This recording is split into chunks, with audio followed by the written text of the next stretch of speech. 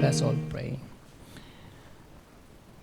Mahal namin Ama sa langit, sa pagtitipon namin ngayong hapon sa iyong pangalan, mapagkumbaba po namin hinahangad na ang iyong banal na patnubay sa pagsambang ito.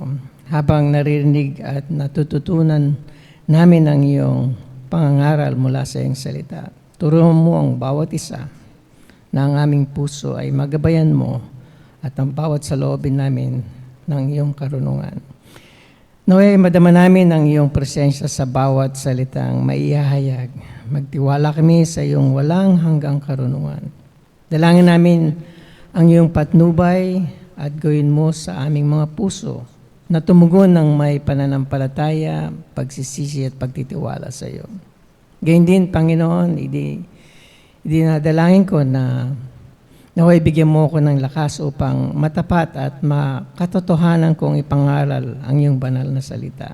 Ito po ang aming panalangin lahat sa pamamagitan ng aming Panginoon at tagapagligtas na si Jesucristo. Amen. Muli po, magandang hapon sa inyo, aking mga kapatid sa Panginoon. Ngayon pong Lord's Day 37, tayo ay magpapatuloy sa pagpapaliwanag ng ikatlong utos, the third commandment. At ang sabi po doon, "You shall not take the name of the Lord your God in vain, for the Lord will not hold him guiltless who takes his name in vain."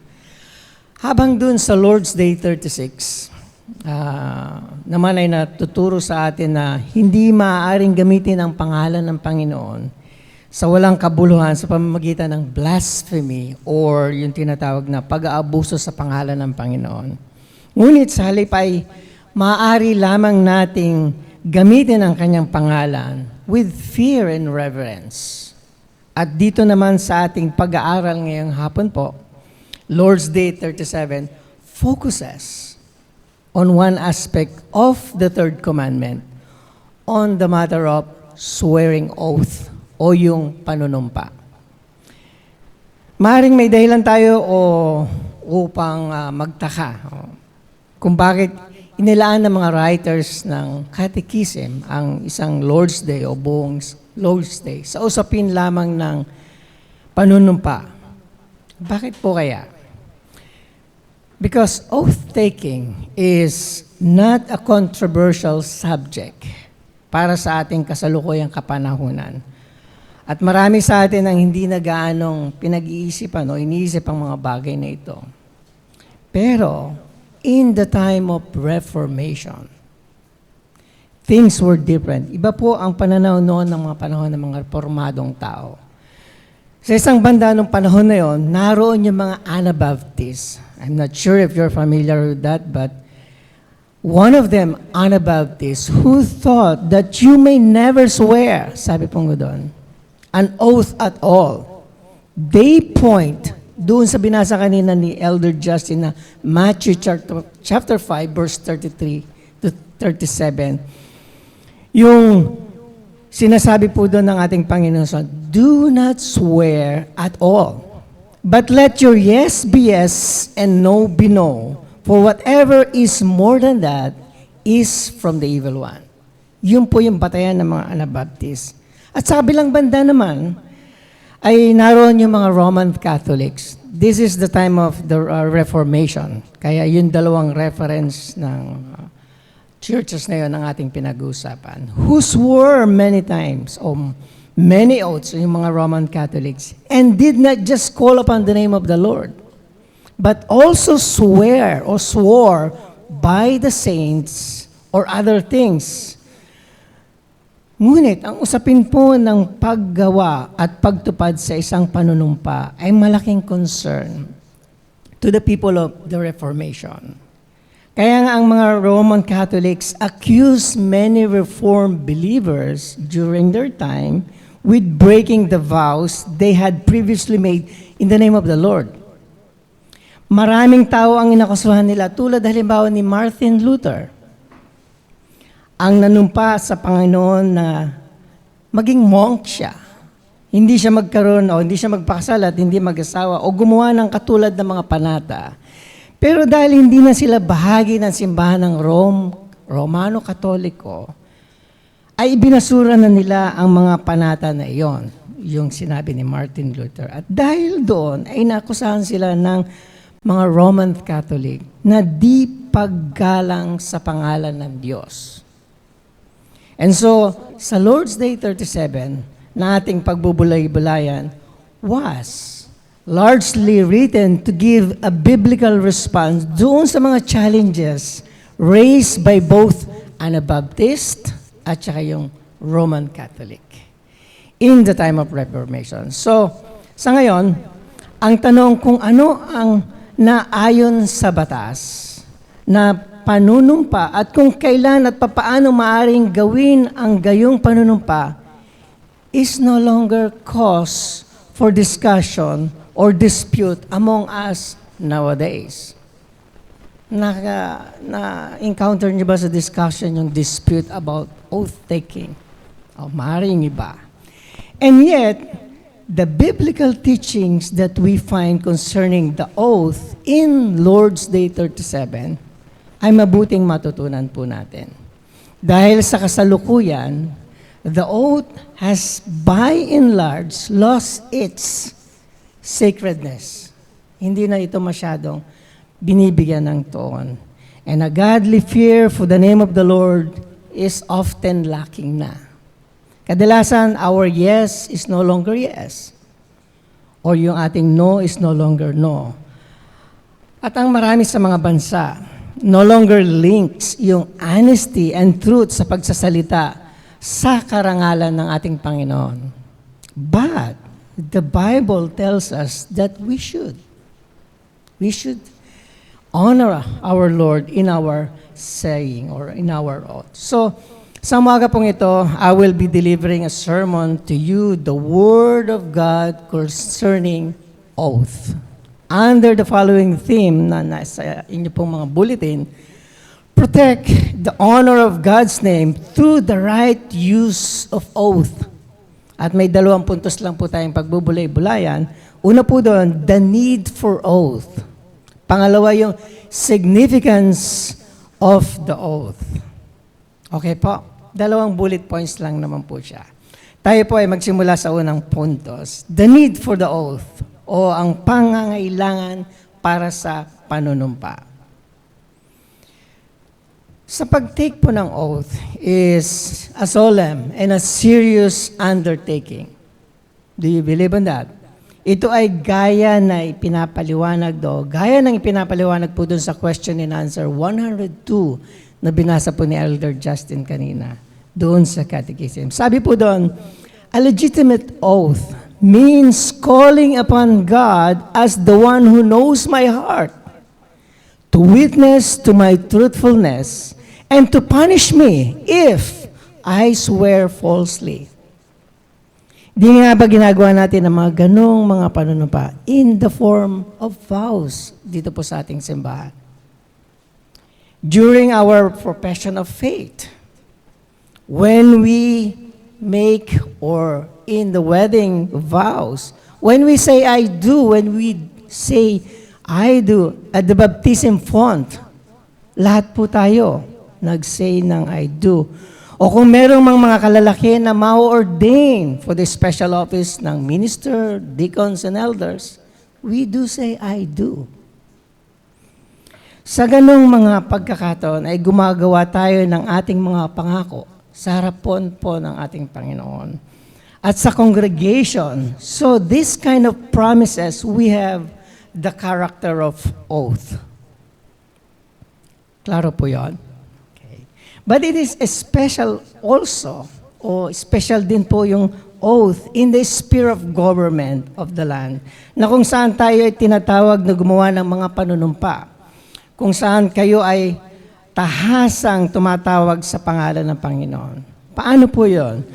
Sa tuwing pupunta kayo sa korte, marahil ang ilan sa inyo po ay napatawag na sa korte at humarap sa mga judge, lalo na sa mga lawyers natin o nag-aaral ng law na miyembro natin. We are given the opportunity to hold the Bible in our right hand, bagamat hindi na ako sigurado kung ginagawa po ng mga korte ito ngayon. At ito ang inyong sinasabi, o ito ang sinasabi sa korte. I swear by Almighty God that the evidence I shall give will be truth and the whole truth and nothing but the truth, so help me God. Familiar po kayo doon. Siguro maging sa mga palabas na naririnig niyo po yon. So, it is understood ng mga korte o ng courts na ang ganong klase ng panata ay may kahalagahan sa simbahan o sa isang religion. By taking such a vow, we are calling God to be our witness and to punish us severely if we fail to speak the truth, the whole truth, and nothing but the truth. At kagaya ng sagot at tanong dun sa question and answer 102 Catechism, that makes oath-taking a very serious matter. And because oaths are such a serious matter or character, it is appropriate that we do not make it lightly, or we do not make them lightly. Hindi natin dapat madalas ginagamit ang mga ito o yung panunumpa. Sapagkat ang isang panunumpa na hindi kailangan ay isang pag-abuso sa pangalan ng Panginoon. Dahil ang ganong mga panunumpa ay hindi ginagawa sa kaluwalhatian ng Diyos. At hindi tumutulong sa mga pagtatataguyod ng katotohanan. If we take it lightly, it doesn't glorify God and it does not promote truth. Nung mga unang araw na ang ating Panginoon o nung unang panahon na ang ating Panginoong Jesucristo ay nasa lupa pa, He walked on earth. It was common pa sa mga Hudyo to make an oath that yung mga oath nila is very unnecessary and very unlawful during their time. Paano po yon? Ang mga oath ng kanilang ginagawa o sinasabi ay hindi nila ginagamitan ng pangalan ng Panginoon. Why? For they refuse to speak the Lord's name in fear of dishonoring God. Ngunit sila ay nanunumpa naman sa pamamagitan ng langit, ng lupa, ng Jerusalem, ng templo. Kaya nga sabi dun kanina sa Matthew chapter 5 verse 36 to 37, and do not take an oath by your head, for you cannot make one hair white or black. Let what you say be simply yes or no. Anything more than that, or more than this, comes from evil. Dito po sa passage na binasa natin, they even swore by their own head, yung mga Hudyo. But this oath, were not made to maintain and promote truth, nor to honor God's name. Kaya nga sa mga pamamagitan ng panunumpa sa mga bagay na maliban sa Diyos mismo, iniisip ng mga Hudyo na ang kanilang mga panunumpa ay hindi masyadong grave or malakas at hindi sila nakatali o kailangang tumupad sa kanilang mga salita.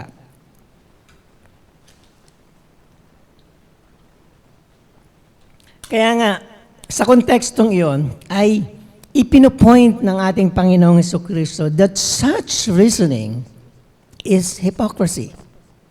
Hypocrite sila. And so He told them that since such oath promoted the lie and not the truth, they oath to drop an oath altogether and simply yes be yes and no be no.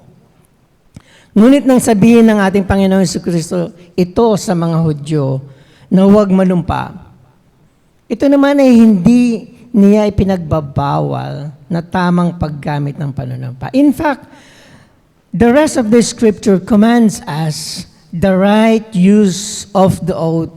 At mababasa natin ng maraming pagkakataong ito kung kailangan o kung kailan ginagawa ang panunumpa.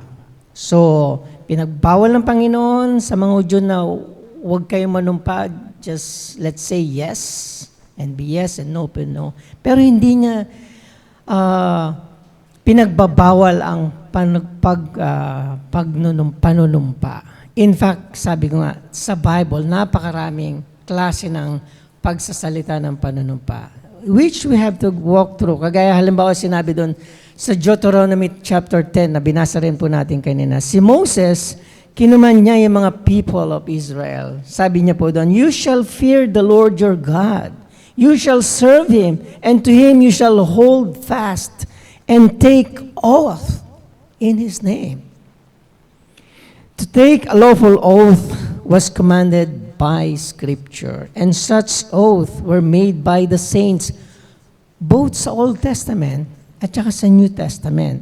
At upang maunawaan natin to kung paano nagfa-function ang mga panunumpa na iyon, makakatulong marahil para sa atin na basahin pa natin ang mga ilang sa mga ito. In the book of Genesis, si Abraham po, he made a vow dun sa chapter 21. Ito yung treaty with Abimelech. Sabi po niya dun sa verse 22 to 24.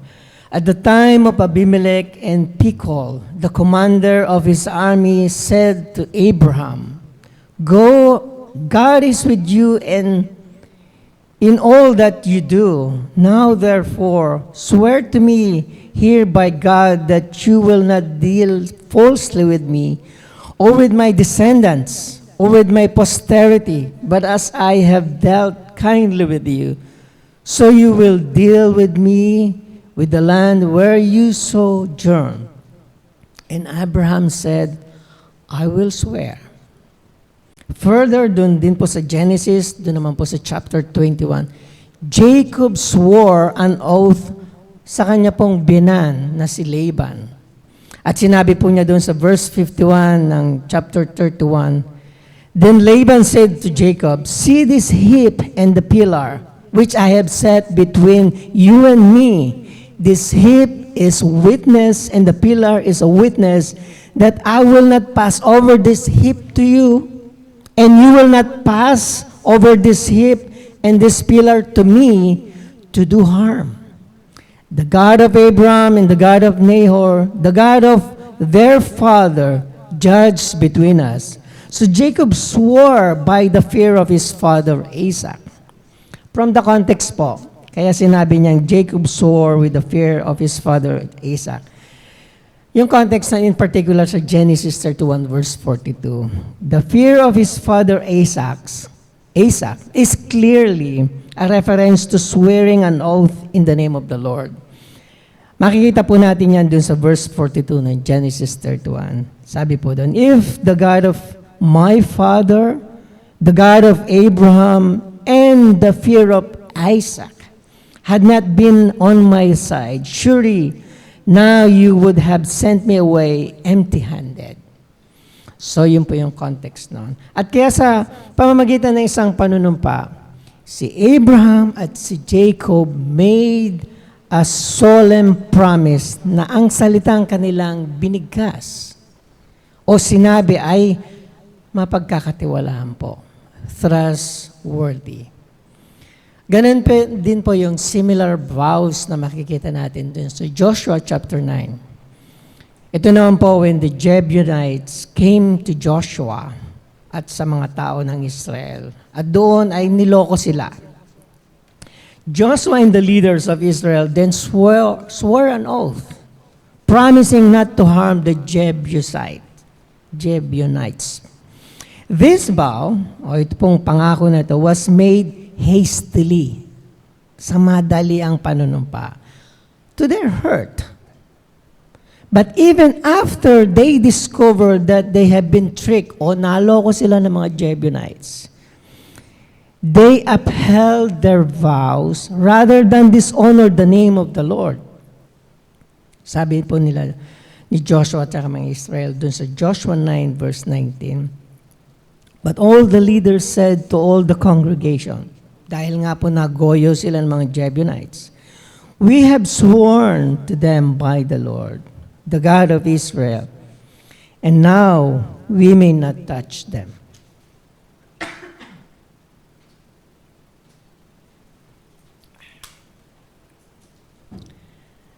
So in hastily, nag-swore sila, but they have to abide by the swearing that they have done in the Lord. So another hasty vows made by Jephthah. Kung familiar po kayo kay Jephthah, makikita niyo po yan sa Judges chapter 11 verse 30 to 31. Sabi po doon, and Jephthah made a vow to the Lord and said, if you will give the Ammonites into my hands, then whatever comes out from the door of my house to meet me, when I return in peace from the Ammonites, shall be the Lord's, and I will offer it up for a burnt offering. Ganun niya binaw. Kung sino yung lalabas sa pinto na yan, sa yan, Lord, at i-offer ko siya burnt offering. Ngunit, pagkatapos niyang manalo sa labanan at bumalik siya sa kanyang bahay, at ang kanyang anak na babae ay lumabas una, sumalubong kay Jephthah. Sa verse 35 ng Judges 11, sabi niya, and as soon as her daughter or her, as soon as he saw her, he tore his clothes and said, alas, my daughter, you have brought me very low, and you have become the cause of great trouble to me. For I have opened my mouth to the Lord, and I cannot take back my vows. Ngunit sa kaso pong ito, dapat ay binawin ni Jephthah, ay bumalik si Jephthah sa kanyang naging panata. His vows was sinful and was not based on God's word. The Lord will not have been pleased with Jephthah's sin. And by carrying it out, yung kanyang vows, he actually added sin to his vows. Kaya ito ay isang halimbawa ng isang panunumpa na hindi dapat ginagawa at hindi dapat tinutupad. Another vows that was made in the time of the judges. This time naman po sa pagkakataong ito ay isang tamang panata. At nakakatala po ito dun sa Book of Ruth naman, chapter 3, verse 3.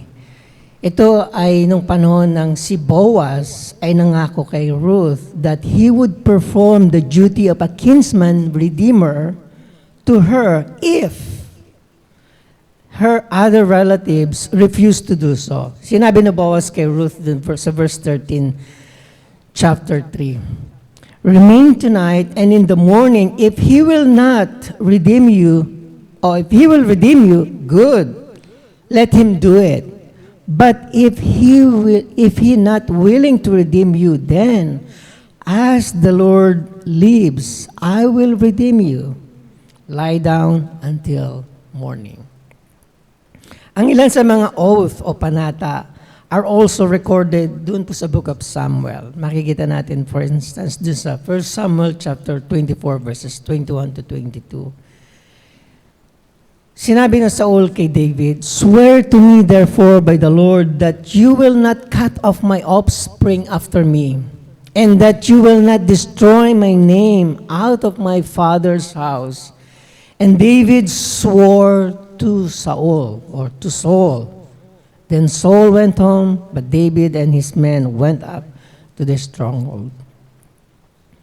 At marami pa pong mga panunumpa sa lumang tipan, such as isa po din yung pangako ni David kay Bathsheba, promising her that Solomon would be the next king after him. Makikita niyo po yan sa 1 King chapter 1, verses 29 to 30. O yung oath naman ni Prophet Elijah kay Obadiah. Makikita natin yan sa 1 Kings chapter 18, verse 15. At gayon din po yung mga panunumpa na ginagawa po o ginawa po dun sa bagong tipan. Halimbawa po dun sa 2 Corinthians chapter 1, verses 23. Sinabi po dun ni Apostol Paul sa mga taga-Korinto, which is binasa rin po natin kanina yon. But I call God to witness against me. It was to spare you that I refrained from coming again to Corinth. It was necessary po para kay Paul to speak under oath sa situation na ito. Dahil ang kanyang kredibilidad sa mga panahon na yun had been challenged. Sinabi ng mga tao sa kanya, o sinasabi ng mga tao sa kanya, bagamat sinasabi ni Pablo, yes, yes, hindi naman niya ginagawa yung yes. At sa gayon, ang kanyang salita ay hindi mapagkakatiwalaan. Iyon po ang accusation sa kanya or challenge na hinaharap ni Paul during his time. But Paul insisted that just as God is faithful, so His word also could be trusted. At sinabi niya yun sa verse 18 in chapter 2, 2 Corinthians chapter 1. Sabi niya po doon sa verse 18, as surely as God is faithful, our word to you has not been yes and no. Because Paul's honesty was being challenged. It was therefore necessary for the honor of God's name that Paul swear an oath by calling God to be his witness. Isa pa pong panunumpa sa bagong tipan na makikita natin. Doon naman po sa Romans chapter 1, verse 9 to 10. Si Paul din po ang nagsabi nito. Sabi niya, for God is my witness, whom I serve with my spirit in the gospel of His Son, that without ceasing I mention you, always in my prayer, asking that somehow by God's will I may now at last succeed in coming you. Kaya po sa New Testament, makikita natin, maging ating Panginoon si Kristo mismo ay nanumpa rin. Sa tuwing nagsisimula siya ng pagsasalita sa pamamagitan ng pagsasabi niyang, truly, truly, I say to you. Naintindihan natin to na ang ating Panginoong Hesus is underlying the truth of His Word. Truly, truly, I say to you. In the form of an oath. Sa parang ito, ay ipinapa-impress niya o He is impressing to us na ang katotohanan ng pagpapatunay sa katotohanan ng kanyang mga salita o yung truthfulness ng kanya pong sinasabi. Gayun din po, ang ating Panginoong Hesus also spoke under oath at the time of His crucifixion when He stood before the high priest. Makikita po natin yan sa Matthew 26, verse 63 to 64. Sabi niya po doon, and the high priest answered and said to Him, I put you under oath by the living God. Tell us if you are the Christ, the Son of God. At tumugon ang ating Panginoon, it is as you said. Jesus Christ Himself spoke under oath by the living God and declared to the high priest and to the world that He is Christ, the Son of God. At dahil po doon, siya ay kinasuhan ng kalapastanganan or blasphemy at pinahayag ng karapat at ipinahayag na karapat dapat siyang mamatay o makatanggap ng kamatayan. But he was right to speak under oath. Right? For in this way, na-maintain po niya at na-promote po niya yung faithfulness and truthfulness to the glory of God. Sa ilalim ng panunumpa, ipinahayag ng ating Panginoong Jesucristo who He really is. And so we can absolutely be certain that it was because He was the Son of God, that He was crucified for our sins, and that the salvation can be found in His name. At doon po, we can have the need for oath. O we have the need for oath. Kinakailangan po tayo magkaroon ng pagsusumpa o panunumpa. In that sense po, we always speak under oath. Paano po yon?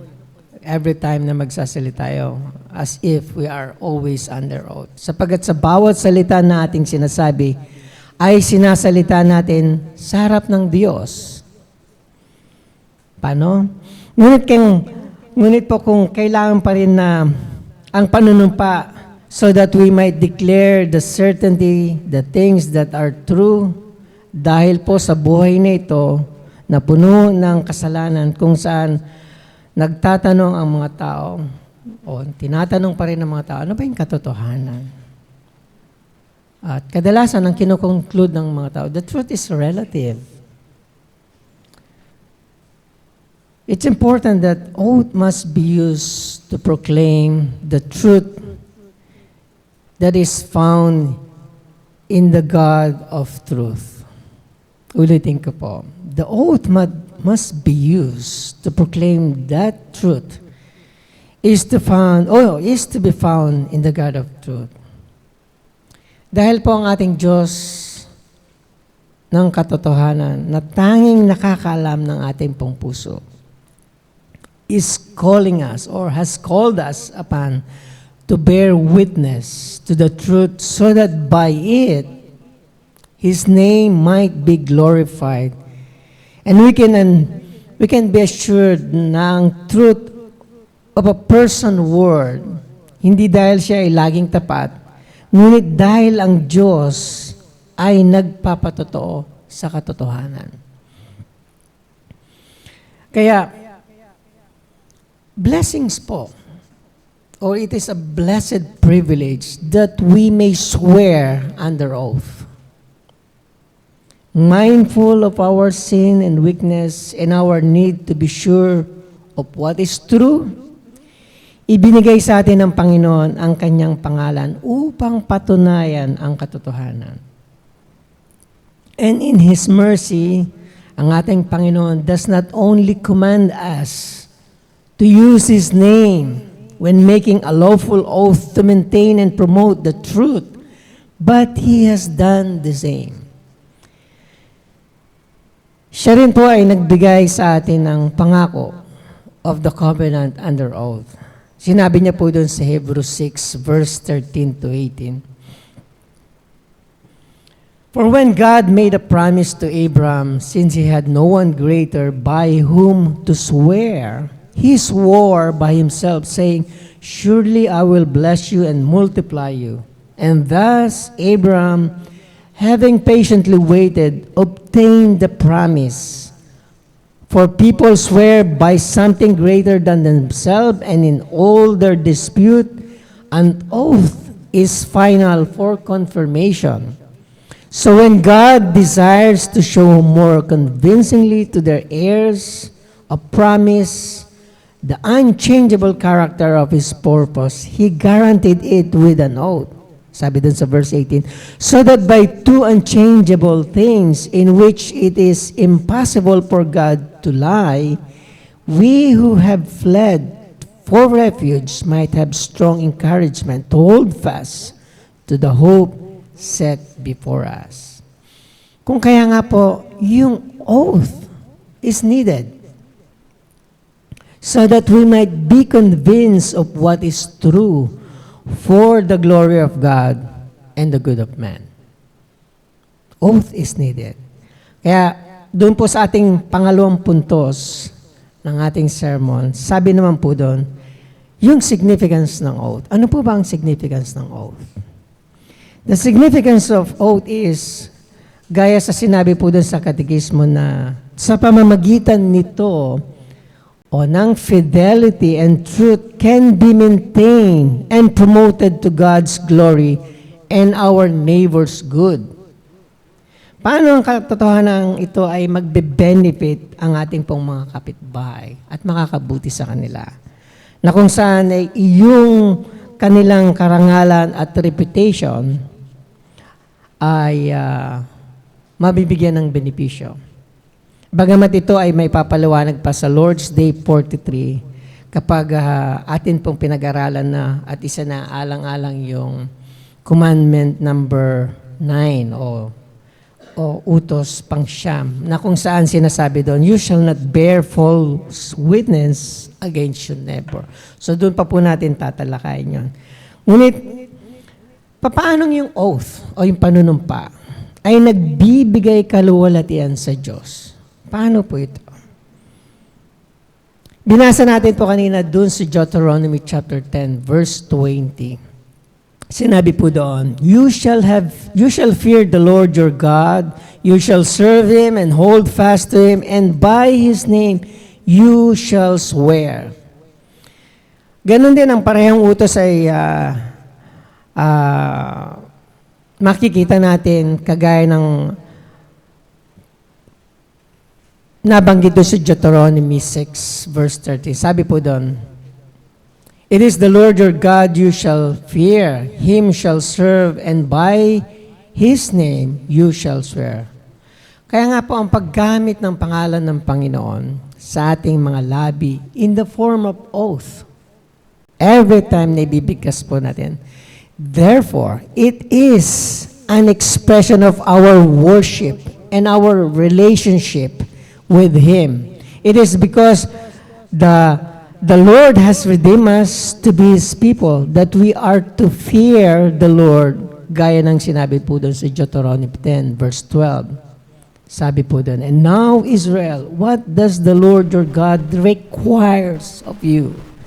But to fear the Lord your God, to walk in all His ways, to love Him, to serve the Lord your God with all your heart and with all your soul.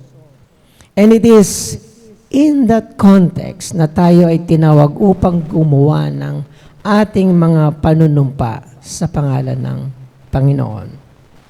We are called to make oath or our oath in the name of our Lord. Kaya makikita po natin na ito rin ang nagpapaliwanag kung bakit mabigat na kasalanan ang manumpa sa anumang pangalan maliban sa pangalan na nag-iisang tunay na Diyos. Ulitin ko po. Kaya mabigat ang kasalanan na ang manumpa sa anumang pangalan maliban sa pangalan na nag-iisang tunay na Diyos.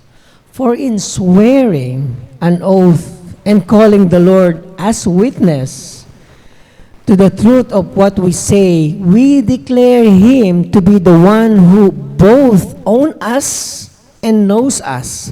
We declare, siya lamang ang nakakalam ng ating mga puso, siya lamang ang hukom ng ating kaluluwa. Ang Diyos lamang may karapatang tawagin kapag tayo ay nanunumpa. Ang pagtawag sa ibang tao o sa santo o bagay, kahit sa biro lamang po, is a denial of the great God. The one who is mighty and awesome God. Yan ang nakasaad po doon sa Deuteronomy chapter 10 verse 17. Sabi po doon, for the Lord your God is God of gods and Lord of lords, the great, the mighty, and the awesome God who is not partial and takes no bride. Dagdag pa rito ang paggamit ng pangalan ng Panginoon sa ating mga labi.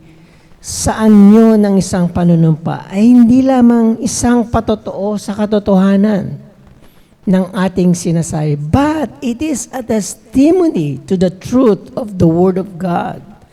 At sa kadahilanan yon, it is most appropriate to hold the Bible in our hand tuwing tayo ay tatawagin at manumpa sa isang panunumpa sa korte, halimbawa, o para sa anumang mga bagay na legal na panunumpa. At ngunit, ito rin po ang nagpapakita ng kabigatan ng kasalanan, pagsisinungaling. In contrary, ito rin po ang nagpapakita ng kabigatan ng kasalanan ng pagsisinungaling habang nasa ilalim ng panunumpa. Because we invoke the name of the Lord when we swear an oath. Tama po? Ang kasalanan ng pagsisinungaling o perjury ay hindi lang kasalanan laban sa tao in the first place, but sin against God. Sapagkat kapag tayo ay tumatawag sa pangalan ng Panginoon to declare that what we speak is the truth, at matapos noon kung tayo ay magsisinungaling, we attempt to rob God of His honor and His truth. Ang kasalanan ng pagsisinungaling sa ilalim ng panunumpa ay nagpaparumi sa pangalan ng ating Panginoon, sapagkat it calls God of truth to bear witness. Saan po? Sa kasinungalingan. In-invoke natin ang pangalan ng tao for a certain truth and then maglalay tayo. That implies we are invoking Him on the lies that we did. Ngunit kapag sinabi naman natin ang katotohanan sa pangalan ng Panginoon, then His name is glorified. For then our truthfulness bears witness to the truthfulness of God in Christ. Kagaya ng naisulat ni Apostle Paul dun sa 2 Corinthians chapter 1 verse 18 to 20, sabi po doon, as surely as God is faithful, our word to you has not been yes and no. For the Son of God, Jesus Christ, whom we proclaim among you, Silvanus and Timothy and I, was not yes and no, but in Him it is always yes. For all the promises of God find their yes in Him. That is why it is through Him that we utter our amen to God for His glory. Yung truthfulness ng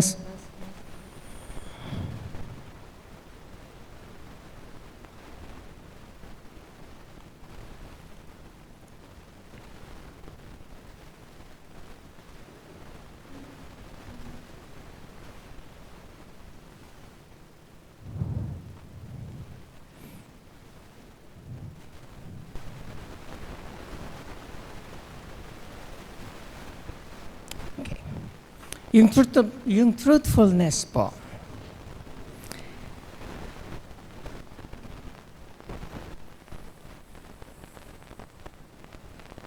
O yung okay.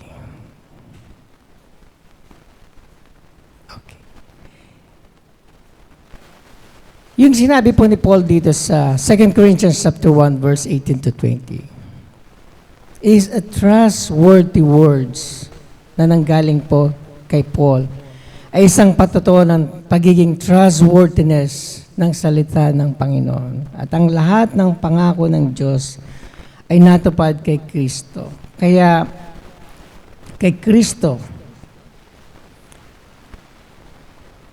ang ating Panginoon ay nagbigay sa atin ng pinakahuling patunay ng kanyang salita. Ay totoo din po. And so, the oath bear witness to the truth of God in Jesus Christ. Tayo po ay tinawag to swear an oath by the name of God, for in doing so, we call people not to the truth of our words in the first place, but to the truth of the Word of God that has been fulfilled sa ating pong Panginoong Hesus.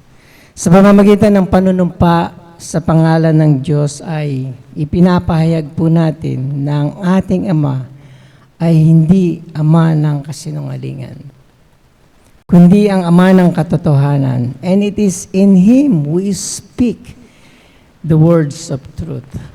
Kaya nga po, mga kapatid ko sa CCRC, doon tayo nakatagpo ng comfort in the oath. Sa panunumpa ay nakatagpo tayo ng comfort. The lawful oath is a testimony that the sure promise of God are firm and steadfast. At ang tiyak na mga pangako ng Diyos na siya mismo ang nagpatunay sa atin ng isang panunumpa is the only hope that we have as an anchor para po sa ating mga kaluluwa.